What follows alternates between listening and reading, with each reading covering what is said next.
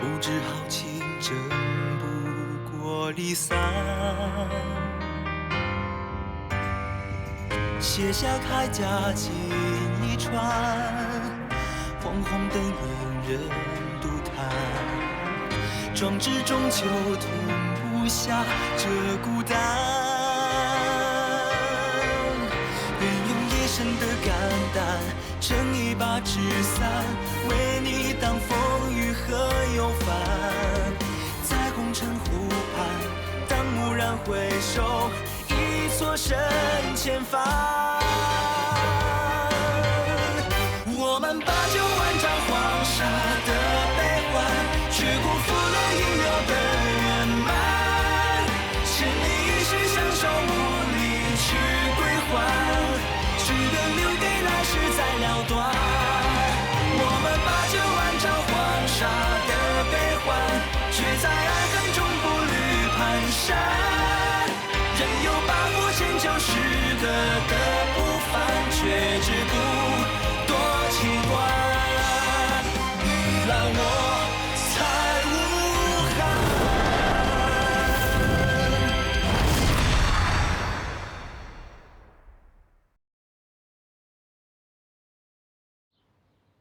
证人证物俱在，我看今天的会审就没有什么必要了吧？我看不一定吧。夏寻，你是否还有什么需要辩驳的吗？是否只要证明这账簿有假，就可以证明举证不实了呢？哦，你如何证明啊？大人可否把这账簿拿来片刻，让我一观？大人怕什么呢？在这众目睽睽之下，还有2位殿下在场，难道你怕我夏寻把这账簿毁了不成？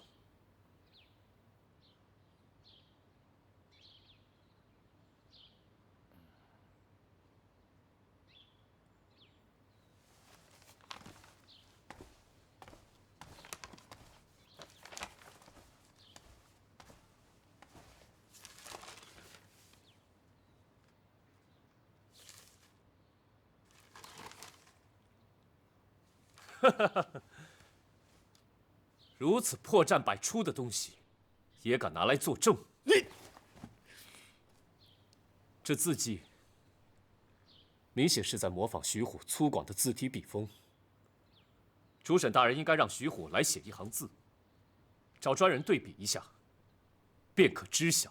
哼，如果那徐虎故意变换字体呢？徐虎当初受招安的时候，曾经来武军都督府，有过报备，签押领印留过他的亲笔字。那时徐虎应该不会未卜先知，变换笔体吧？我们只要拿那时的字体和现在的字体稍加对比，便知分晓。还有这纸，诸位都知道，纸张是有地域性的。这是青檀宣纸，是用青檀树皮制造而成的，在浙东地区从未见销售。反而在我金陵城中，无论是官绅夫子，还是学府衙门，这种纸张倒是随处可见。这能证明什么？那徐虎也来过金陵，或许他买过几刀纸带回双鱼岛，也未可知。我还没说完呢。这墨明显是松烟墨，在京城里面只有一个地方有。因为书写的东西较多，而且完全没有保存的价值，所以用便宜的松烟墨。那就是朝廷各级衙门传抄朝廷底报的抄报书手。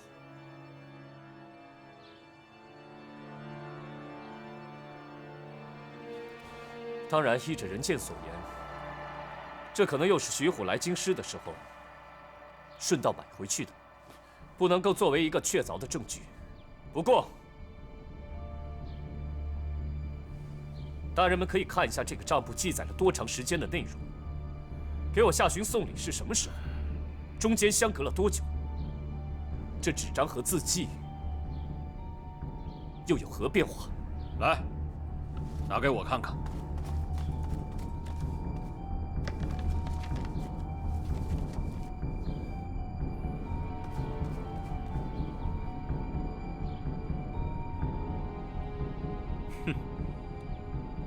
依我所看，好像没有什么变化。你觉得呢？没错，他们造假，倒也知道把这些账簿弄得旧一些、翻得烂一些，但是他们忽略了一点：这双鱼岛上水汽潮湿，纸张和墨迹都会因水汽渗透而侵蚀。可是这账簿的前后并没有任何的变化，伪造证物可见一斑呢。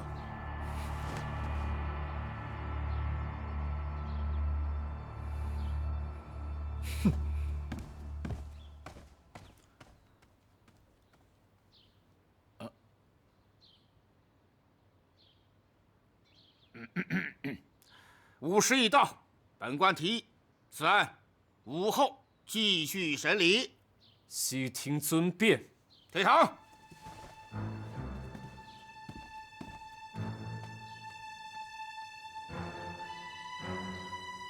殿下，请留步。殿下，5时之后将那徐虎带上来。你可有把握？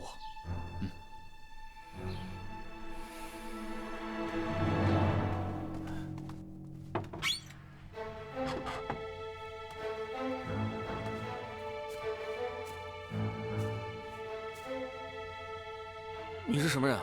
我是什么人不重要，重要的是派我来的人是谁。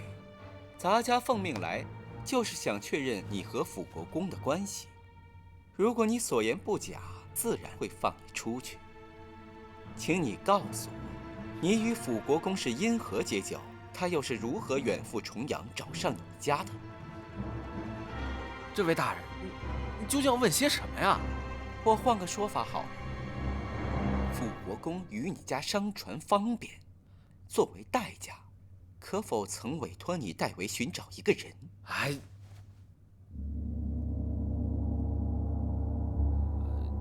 有，那个辅国公要找的人到底是谁，我也不清楚。不过辅国公确实曾委托我吕家在吕宋代为寻找一个近期来自中土的人。吕宋叫我天朝虽小，但人口稠密，但此一语如何寻找？自然有画像作为凭证啊。哦，那好，我这有半幅画像，你若接得下去，你的命便保住了。来人！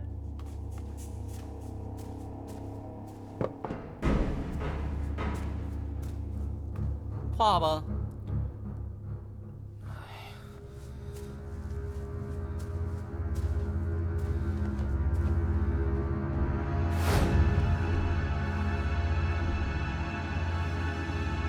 这就是托你们要找的人。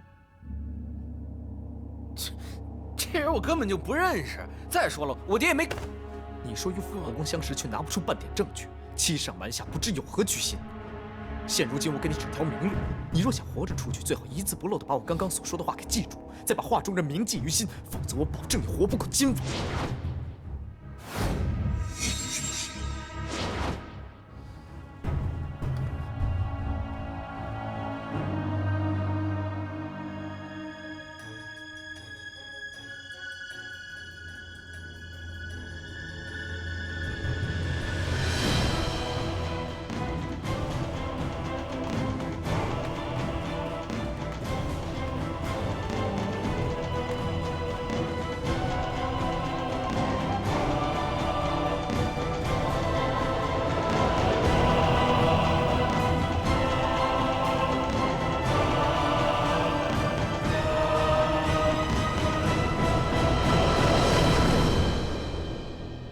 夏寻啊，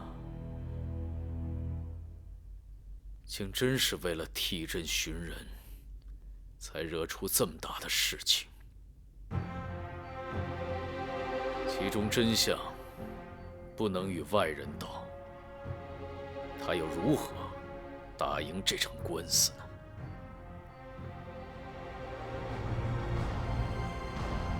文，奴才在。叫徐景昌到五军都督府走一趟。是。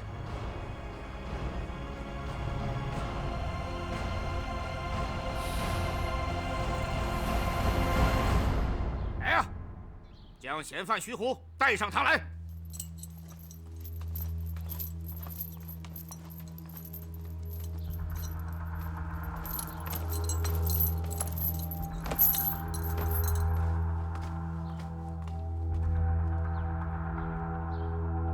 徐虎，本官问你，这个账簿里写的是否属实？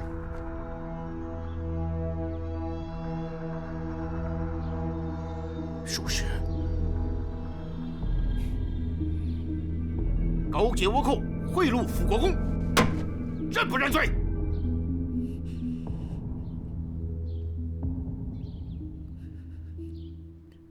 我认罪。既然已经认罪，那就真相大白了。九福，微臣在。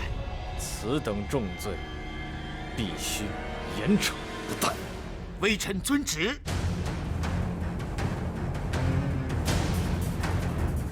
徐景昌大人到。这段视听还挺热闹，这唱的是哪一出啊？徐大人，您怎么来了？臣徐景昌，参见大殿下、二殿下。您这是？宫里发来的证据，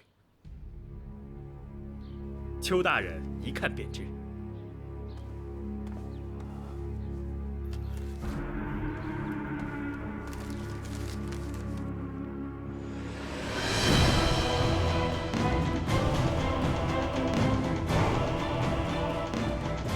传本官命令，此案真相已经查明，辅国公受贿一事拒不属实，无罪释放。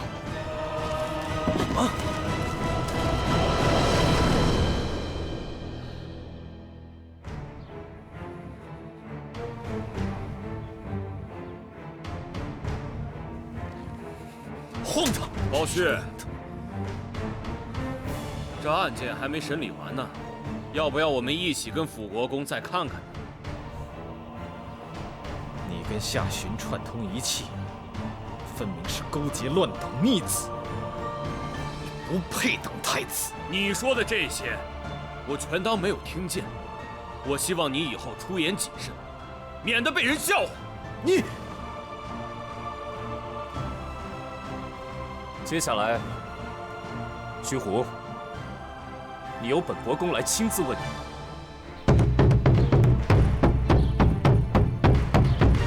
冤枉了！冤枉了！什么人殿下喧哗？大人冤枉了！大人冤枉了！夫人，小女子乃双羽徐虎之妻苏颖。你有什么冤屈？徐虎是被屈打成招的，请大人明察。小女子找来了住在太仓卫附近的百姓，他们就是最好的证人。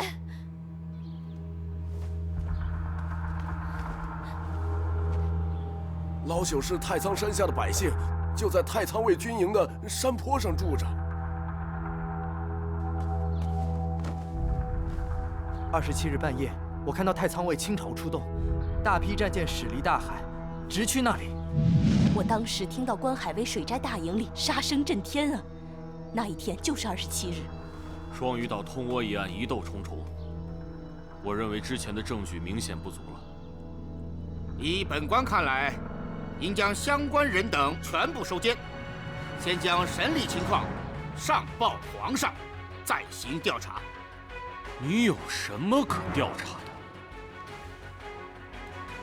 殿下，微臣以为必须先确定这些证人的身份无误，之后还要派人去搜查取证，不能只听信一面之词啊。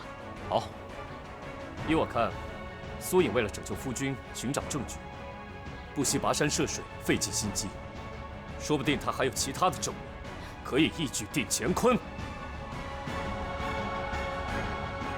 这样，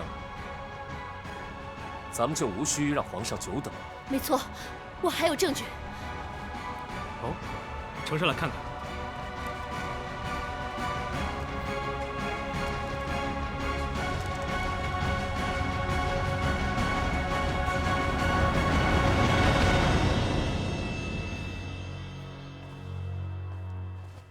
两位殿下，各位大人，下官以为，有关双羽卫通倭一案，可以就此审结了。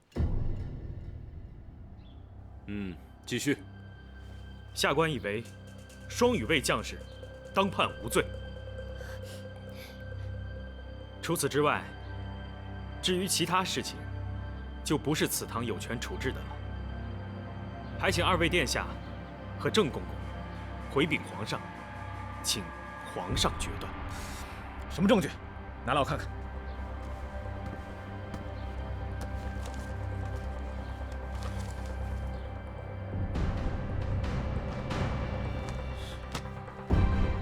邱副大人，如今证据确凿，你看徐虎等人是不是？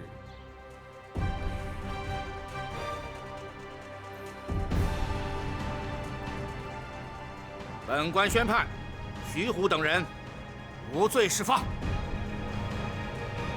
太好了，小心！你受苦了，我立刻派郎中为你诊治。徐虎，愧对富国公。无需多言，你能够撑到和妻子团聚，就是一条汉子。看来徐虎伤得不轻啊。这样吧，本王从宫中派下御医为他治疗。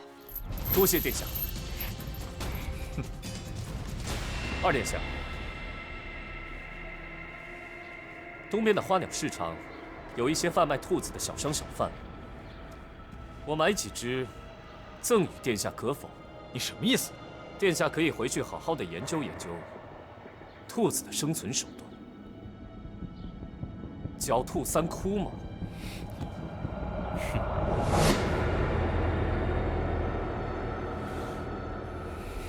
哼！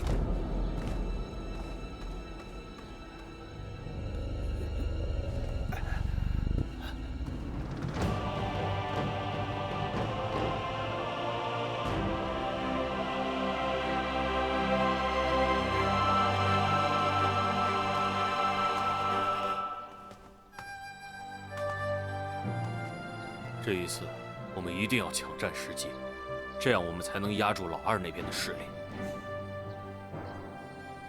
大殿下所言极是。皇上，臣今闻真相，真如五雷轰顶。骆羽等人怠于军纪，为了推卸责任，陷害同僚，干出这等轰动朝野的大事。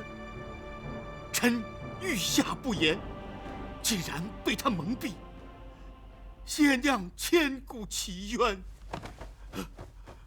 皇上，臣追随皇上多年，可万没想到，老了也糊涂了。臣求皇上赐一道圣旨，臣亲往浙东，将这一干行奸构陷的军中败类，统统治以军法，再回京接受皇上治罪。皇上。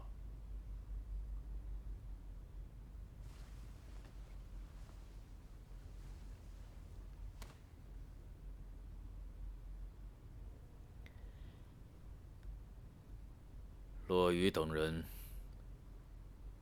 诬陷同僚，逃避剿匪失利之责。你当真一点不知吗？臣不知，臣真的不知道啊！皇上，臣本不惜水战，也是急于挽回颓势。为要皇上欢心，左一道将令，右一道将令，逼迫得急了些，可万万没想到，那骆羽拿倭寇没办法，竟然丧心病狂，诬陷自己人来交差呀！大殿下到。传。儿臣叩见父皇。平身。谢父皇。告敕。这件事，你怎么看？父皇，儿臣以为双羽通倭案已然查得水落石出，真相大白，双羽卫实属冤屈。如此看来，在这件事情中，必定有人暗中勾结构陷，难脱罪责。父皇，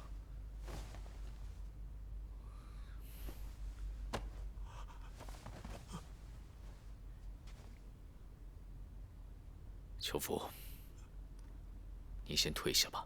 谢皇上。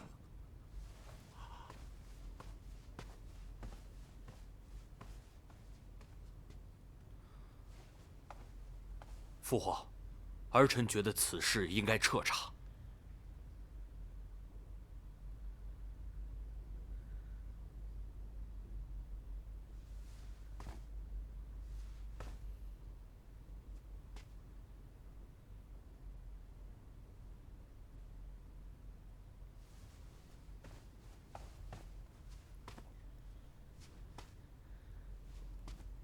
现在是永乐初时，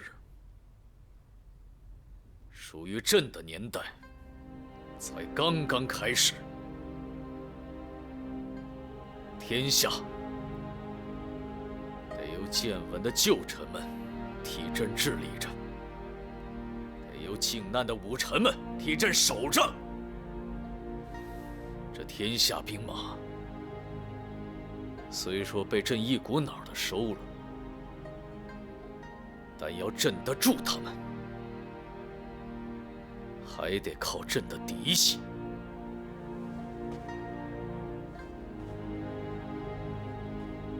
邱福和朱能，他们是朕在军中的左膀右臂。邱福到了，等于断了朕的一只臂膀。不止如此，朕要动他，为防后患，这么多年他带出来的兵，朕都要动。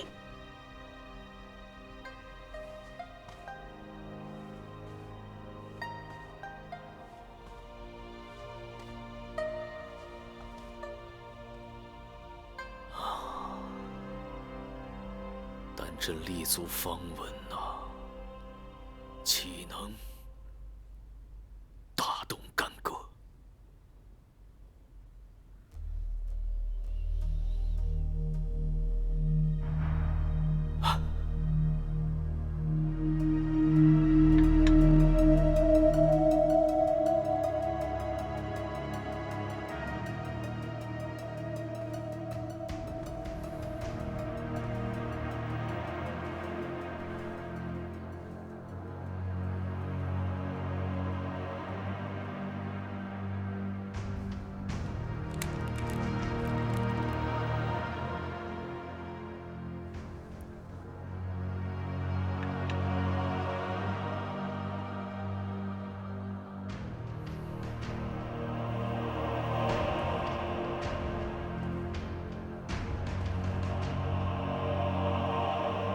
是我太过大意了，差一点儿就可以置他于死地。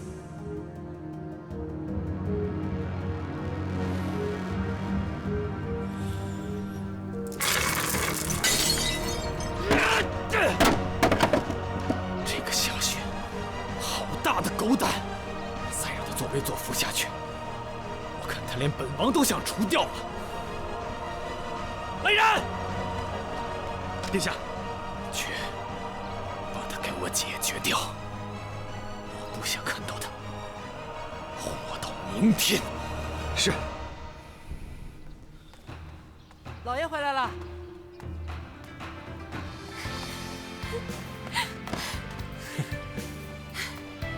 你可算是回来了，全府上上下下都为你担心死了。都是我不好，还不行吗？态度倒是还不错，我今天亲自下厨，做的都是你爱吃的。正好我肚子饿了。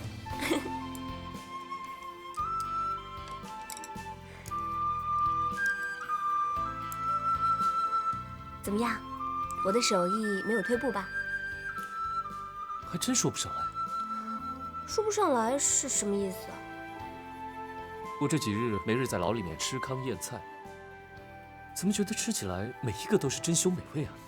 好啊，辅国公大人，你这是得了便宜还卖乖呀！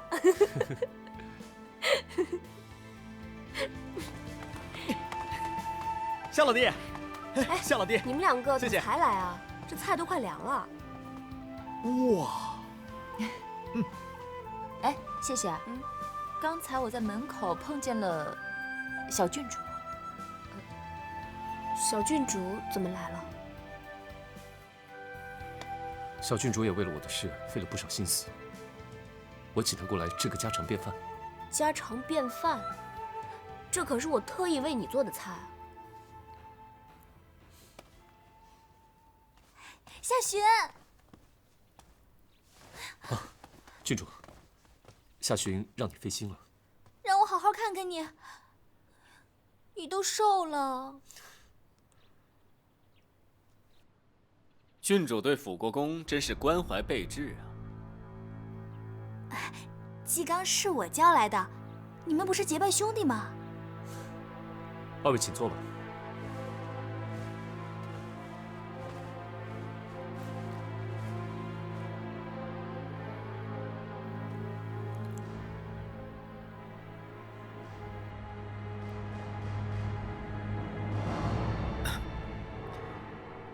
夏兄，这段时间在大牢里受苦了。受苦？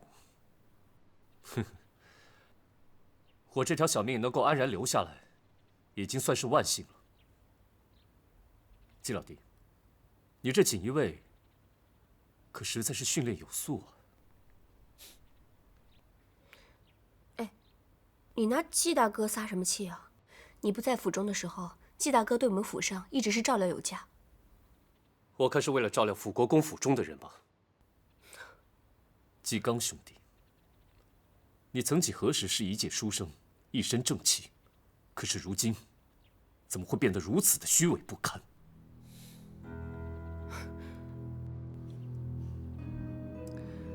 夏雪，你究竟在胡说什么呀？我看真正虚伪的是另有其人吧？这不才回来一顿饭的功夫，就非要跟人家见上一面。如果不是这样，你是不是觉得寝食难安了呀？谢姐姐，你是在说我吗？我到底是在说谁？小郡主，你心里清楚。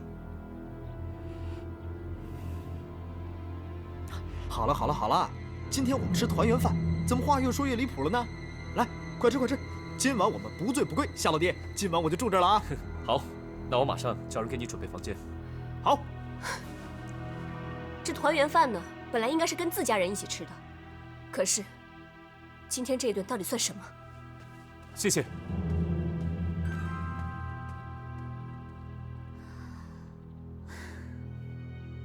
对不起，郡主，我代谢谢，给你赔个不是。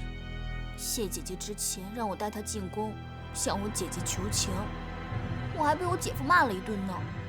虽然我没有奢望她对我有感激之情，但我也没有想到她。好，你们先吃。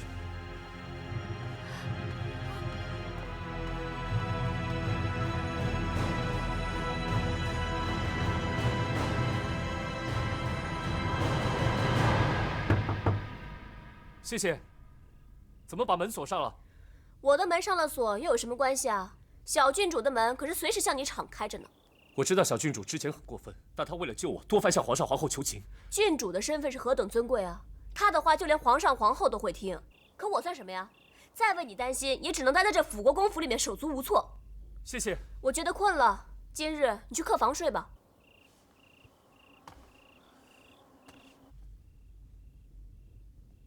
怎么，还真的走了？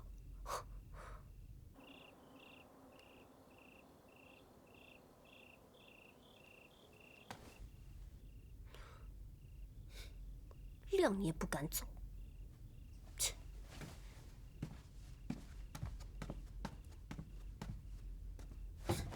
你以为这次你哄哄我，我就会原谅你了吗？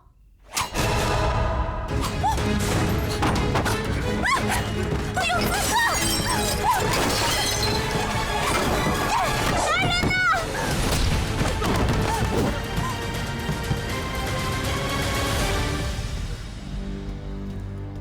有没有受伤？没有。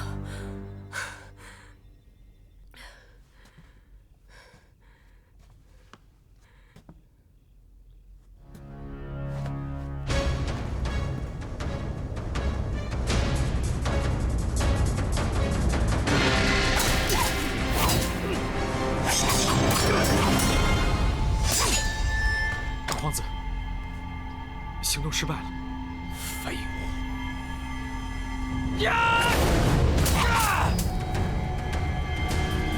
滚！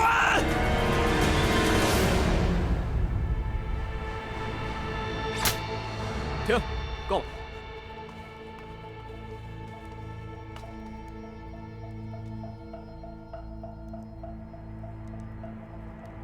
还是不说什么？刺杀辅国公大人何等大罪！好啊，继续熬着，看谁能熬过谁。把他继续关着，明日一早，我和辅国公大人一起来继续审问。是。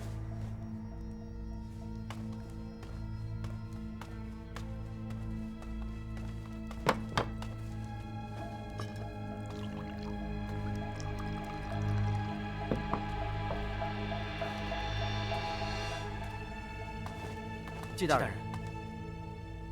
你们两个先出去，本官要亲自问问这个逆贼。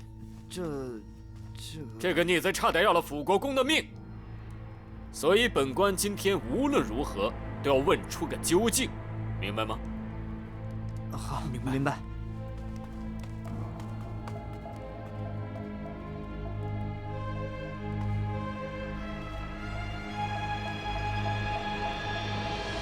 是二皇子派来的人是吧？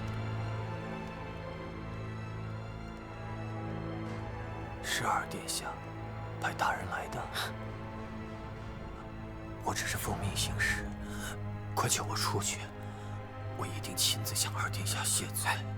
听说你没有杀了辅国公，反而伤了辅国公夫人。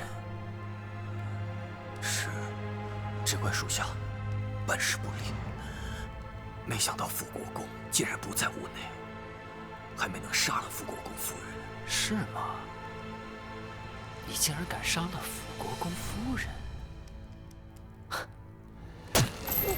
听清楚了，我告诉你，这天底下没有人可以伤害他。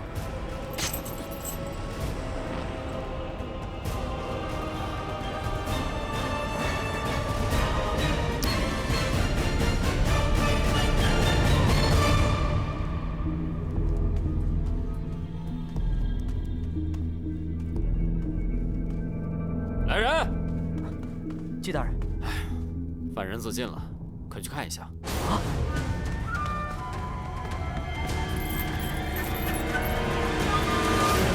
今日早朝下询未到，怎么回事？皇上，辅国公称病在家，想必过几日就可以上朝了。儿臣可是听闻，辅国公在自己府中遭到了行刺，差点丢了性命。什么？也不知道辅国公和彭大人现在情况怎么样了，可别有什么大碍啊。想必是夏大人得罪了朝中某一位重要的大人物，才会落得如此下场。若是我们不及时调查此事的话，恐怕辅国公日后凶多吉少啊。朕定要查清此事。皇上，微臣与辅国公情同手足，微臣请命调查此案。好，你来调查也好，查出端倪，立即进宫禀报。微臣遵旨。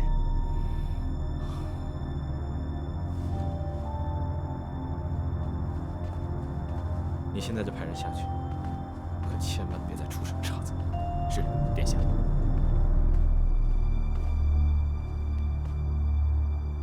接下来的事，你明白该怎么做？殿下放心，臣定让殿下满意。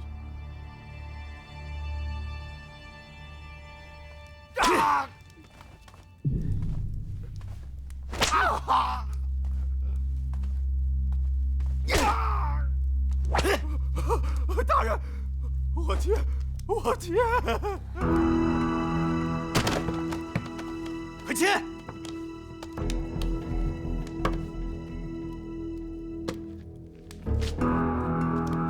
大人，请看。很好，将他勒死，吊在房上。是，大人。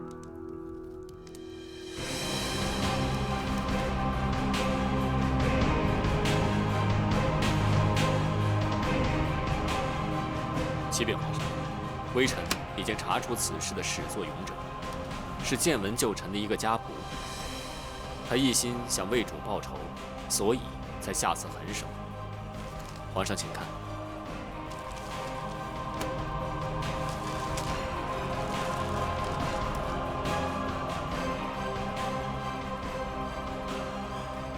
此人已将所犯罪行全部招认，并因无法承受良心的谴责，昨日已在狱中畏罪自尽。朕知道了。微臣告退。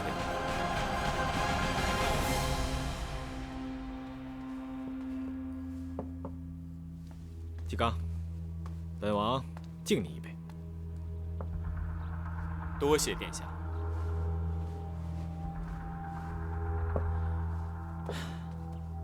这次的事情，你算是替本王解决了一个大麻烦。殿下言重了，能为殿下分忧是微臣的荣幸。说得好，来，再干一杯。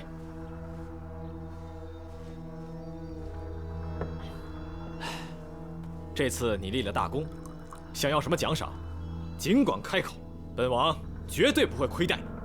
微臣什么都不要，微臣只愿在殿下左右并肩作战，共创大业。好。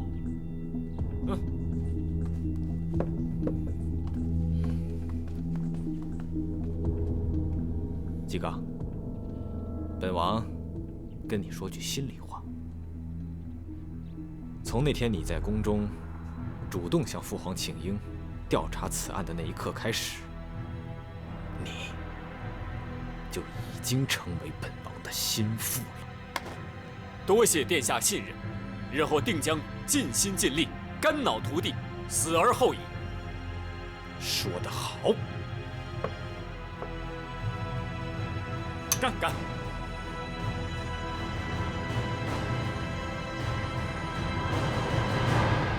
那天他不顾谢雨菲生气，一直替我说话呢。哎，姐姐你知道吗？就连谢雨菲被气走了，他都没有去管。明儿，快坐。明儿，你应该知道，夏寻的心由来就不在你身上。他这样做只是因为你是郡主，他是臣子，你明白吗？姐姐，这件事你不明白。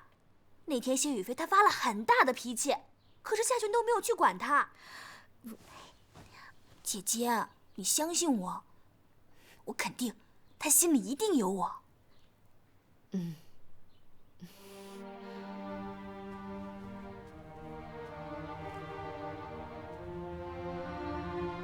怎么了？还不是明儿啊。哎，他又怎么了？明儿她怕是真陷进去了。你就放心吧，有些事儿他现在不明白，过阵子他什么都明白了。臣妾早跟你说了明儿的婚事，你单单把这件事推给了夏寻，自己也不过分。你明知道明儿有多喜欢夏寻，这一来二去的，明儿更看不上别人了。好了，前一阵子风波太甚，朕确实给忘了。这样，过几日让礼部呈上个册子，看看满朝文武官员家中有没有适婚的青年才俊。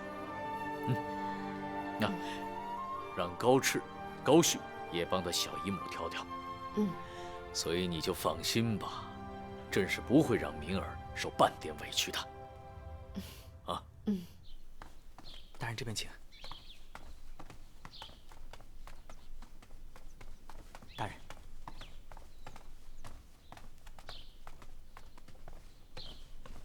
纪刚见过二皇子，快坐。是。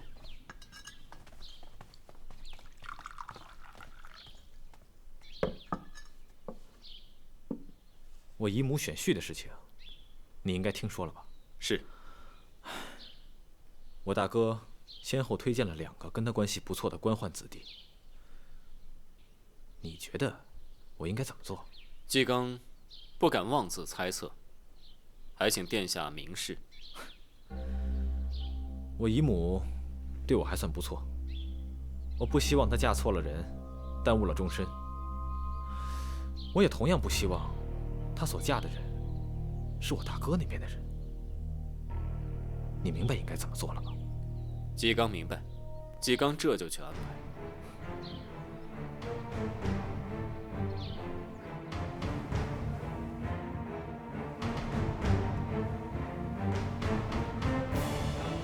郡主，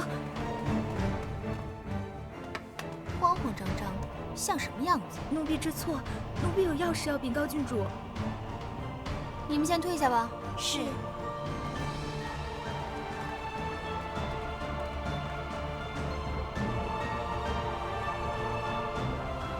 怎么会这样？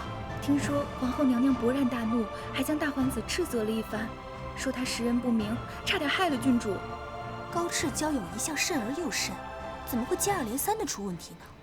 一个被发配去了云南，一个被抄家后斩，好险好险！幸好郡主没有被许配给他们。那你觉得我应该许配给哪户人家？奴婢不敢，奴婢只是希望郡主能够早日嫁到自己想嫁的如意郎君，夫妻和睦，儿女双全，白头偕老。就你会说话。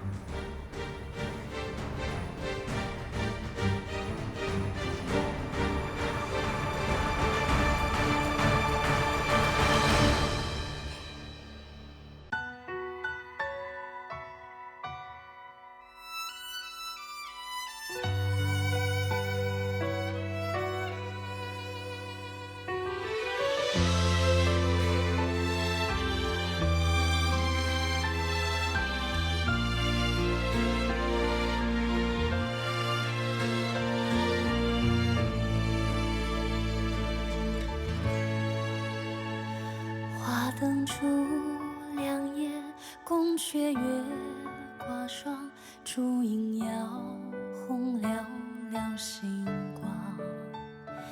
一人阁楼上，独醉忆他乡。夜雨听风望远方。月下离舟上，3000夜未央。千场梦。曾朝朝暮暮，连天风沙降，着你的模样。此去后，天涯路两茫茫。爱恨醒了，散了，似流沙。你我聚了，忘了几十年华。